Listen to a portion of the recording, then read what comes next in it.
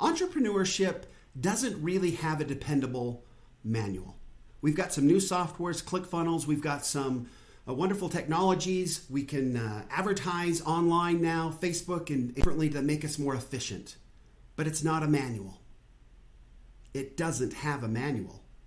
Welcome to the Little Black Couch. Everyone should be an entrepreneur. The chance to overcome obstacles, solve problems, make the world a better place, and dictate your life on your own terms is worth the risk. My name is Aaron Stewart, and I have been researching or living entrepreneurship for almost 30 years now. Welcome to the Little Black Couch, a journey in entrepreneurship. Good morning, everyone. Hopefully you are up and getting ready to go, or have been up and are going quite well, whatever the case may be.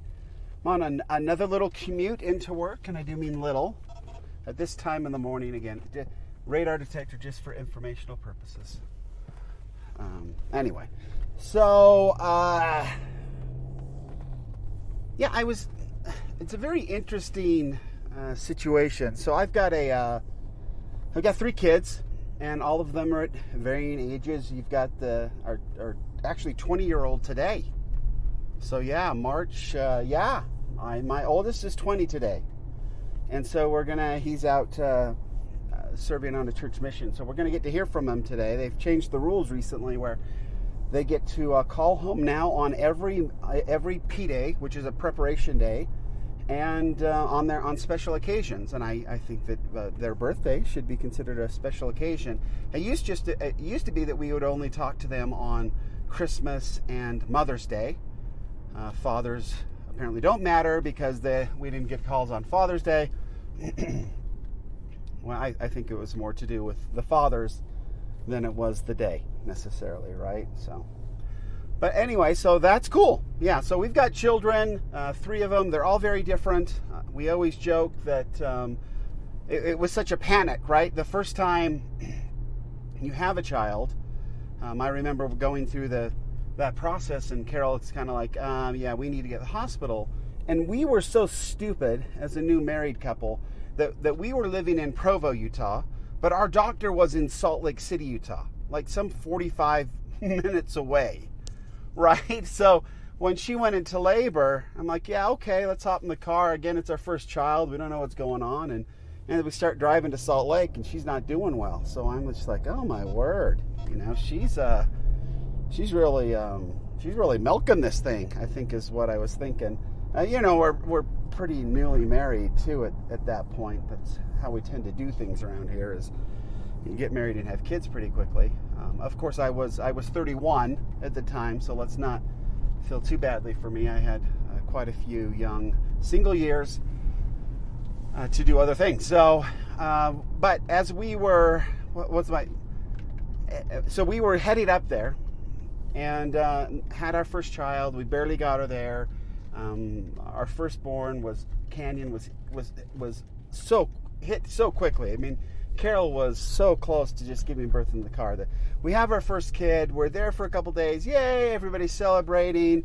I can't believe it. I mean, there's no feeling like the moment they set, and I don't understand what happens here, but when they set that new baby in your arms for the first time, and the love that washes over you for this little person who you have never spoken to on this earth, right? You don't know who this is. You have no understanding of their likes, their dislikes. Are they going to hate you, like you? You've got none of that. All you know is that you have this welling up from inside you, this love for this little person that you can't even believe. And then the nurse came over to try to take him away and go clean him up and check him out and do whatever. And I about knocked her to the floor. I'm like, you are not taking this little guy from me. He's my boy. He's my little guy. Man, I can't believe that was 20 years ago. That's hard to believe. But it was just like living it again. So anyway, so we have these kids, and they've got these different rule books, and you're trying to figure that all out. And when it's time for them to discharge you from the hospital, they put mom and baby in in the wheelchair, and they wheel us down and they take us to this point, and then that was it. She's like, okay, and Carol is supposed to stand out of the chair.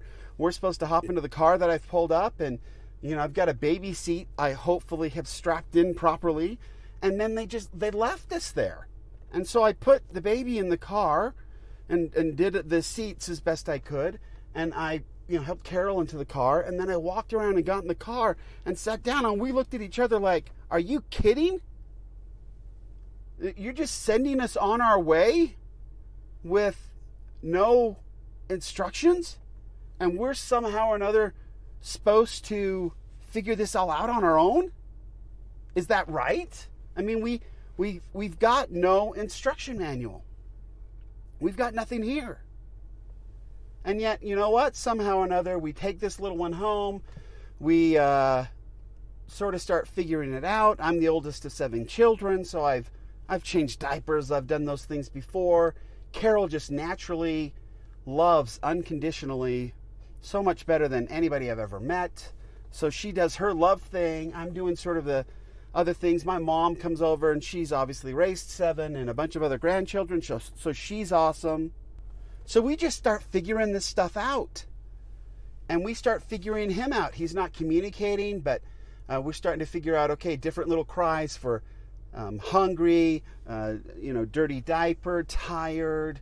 And you just start figuring it out. No instruction manual, nothing. The next baby comes, same sort of a thing, but you're a little bit better and you're a little more open to the curveballs, right, that might come with this new child. And our second child was way different. I mean, he was so easy, and you could plop him anywhere and just go to sleep, and he was quiet, and so we're worried about him being too quiet, and he's fine. And then our daughter comes, and she's completely different, and so you just sort of figure it out. But that is so much like life. In our businesses, when we start something new and we go out new, there's this fear, there's this trauma, this panic, because we're doing something we've never done before, and nobody's handed us an instruction manual, and that's scary. But it goes right along the line of everything else that we've talked about to this point, is that's part of being an entrepreneur. The innovation, all of that comes because we put ourselves in very uncomfortable situations, and we just try to figure it out.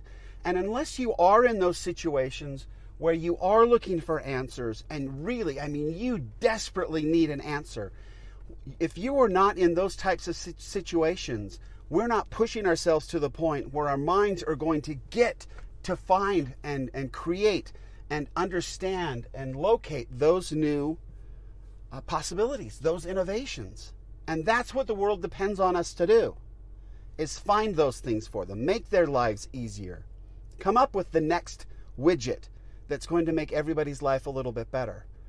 So I was just kind of thinking about that today, and obviously probably because of the day it was, the conversation was not going to go the way it did.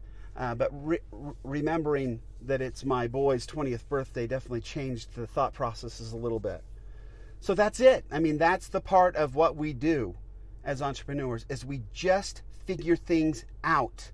And because what we're doing is innovative and new and pushing the edges of what anybody else has ever done, there's unknown. There's no instruction manuals. This is just us blazing a new trail and taking all the information we can from all these other folks and just doing it a little bit better, a little bit differently, and creating something new and fantastic. Right? That's the beauty of it. That's the scary part of it. That's all of it, of being an entrepreneur. I love it. I really love it. I hope that you have a great day. The world may not appreciate who you are and what you're trying to do as an entrepreneur, but I know you, I get you, I understand what you're trying to do, and I appreciate you. I appreciate you for being the bruised entrepreneur. Thanks.